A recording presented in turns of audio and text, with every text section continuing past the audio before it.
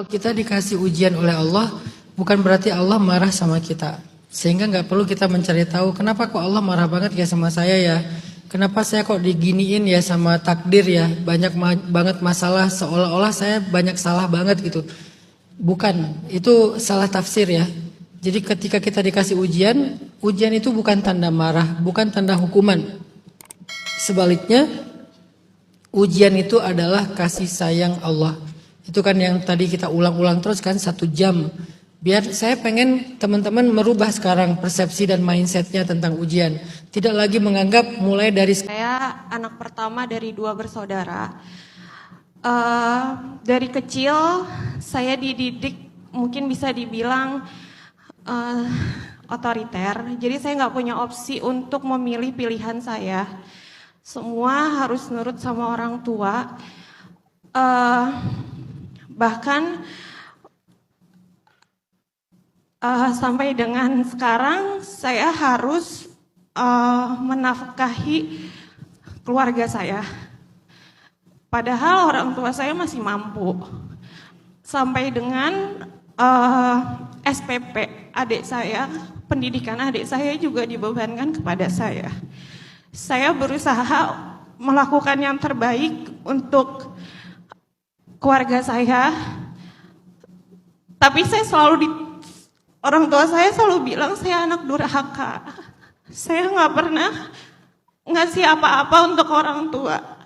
Kayak sebagai contoh gini, kalau ketemu sama keluarga yang lain, mungkin orang tua itu adalah kayak, oh ya anak ini ngasih ini ke orang tua. Tapi orang tua saya selalu bilang, tuh kayak gitu dong, kayak kamu nggak pernah berbakti sama orang tua. Padahal semua gaji dari pertama saya kerja selalu untuk keluarga, tapi nggak pernah cukup. Jadi saya selalu dipandang, saya selalu disebut anak durhaka. Bahkan mohon maaf saya sering mendapat kalimat-kalimat yang tidak senang dari orang tua saya. Bahkan saya pernah dibilang saya pelacur sama ibu saya sendiri. Jadi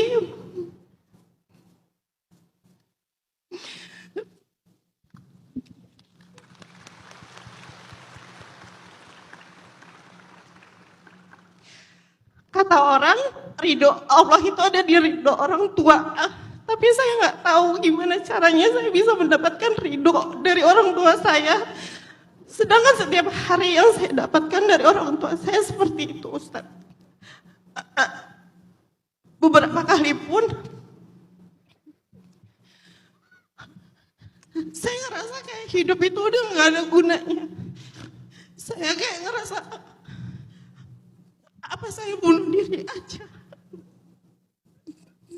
karena saya selalu disalahin. Bahkan sampai saya udah memberikan semuanya sama keluarga saya. Saya pernah dirawat di rumah sakit. Adik saya ngasih tahu, jawaban mereka, urus aja diri masing-masing, udah gede. Yang saya mau tanyain, gimana caranya saya harus mendapatkan restu orang tua, karena yang saya harapkan itu adalah ridho dari Allah. Karena saya ngerasa selama ini hidup saya tuh dari asmara saya berantakan, dari pekerjaan saya juga ada aja musibah.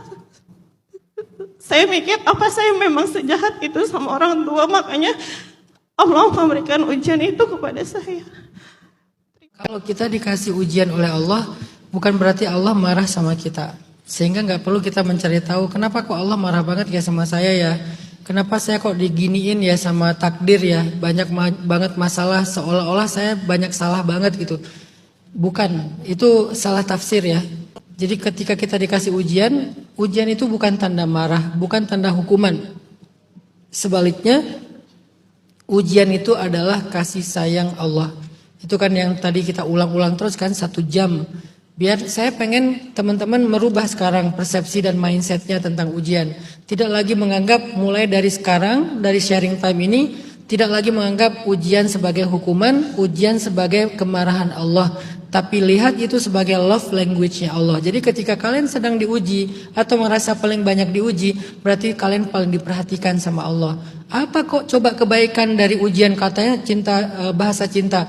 Tadi, bukankah ujian itu kurir yang membawa banyak kebaikan dalam hidup kita hari ini atau besok? Kalau kita ngerasa hari ini belum ada tuh kebaikan yang saya dapatkan, katanya fa inna ma'al usri yusra, berarti yusranya besok, berarti yusranya lusa, berarti yusranya bulan depan, tahun depan, pasti ada. Bahwa yusra itu ada, pasti itu janji Allah. Tapi kapan, Allah yang lebih tahu. Bahwa dia ada pasti, tapi kapan, Allah yang lebih tahu. Itu satu, Mbak Ola. Yang kedua, benar bahwa ridho orang tua, ridho Allah itu ada di dalam ridho orang tua. Tapi kan Islam itu enggak sesederhana itu, enggak sesaklek itu gitu. Bukan berarti orang tua punya kartu yang bisa dipakai buat segala hal. Seolah-olah kalau aku nggak ridho, Allah nggak akan ridho ya sama kamu. Dipakailah kartu itu buat semena-mena gitu kepada anaknya. Nggak bisa. Sama kayak doa ibu, doa ayah itu nggak ada hijab di hadapan Allah.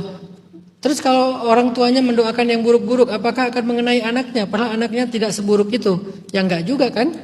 Jadi enggak bisa kita menilai statement hadis dengan logika kita yang sederhana, enggak bisa.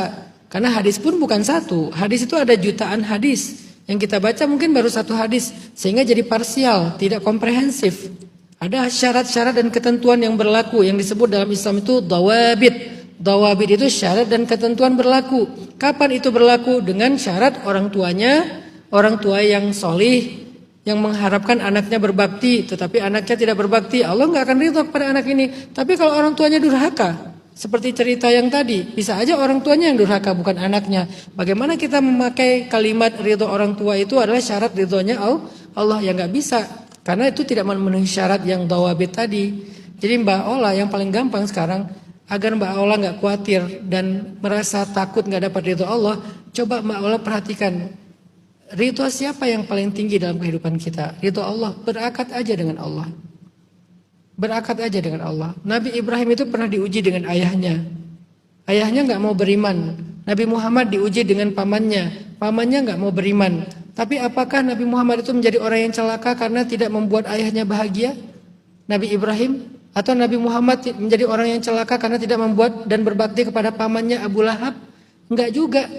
Karena pada akhirnya kaidah paling dasarnya tidak ada ketaatan kepada makhluk dalam hal bermaksiat kepada Allah.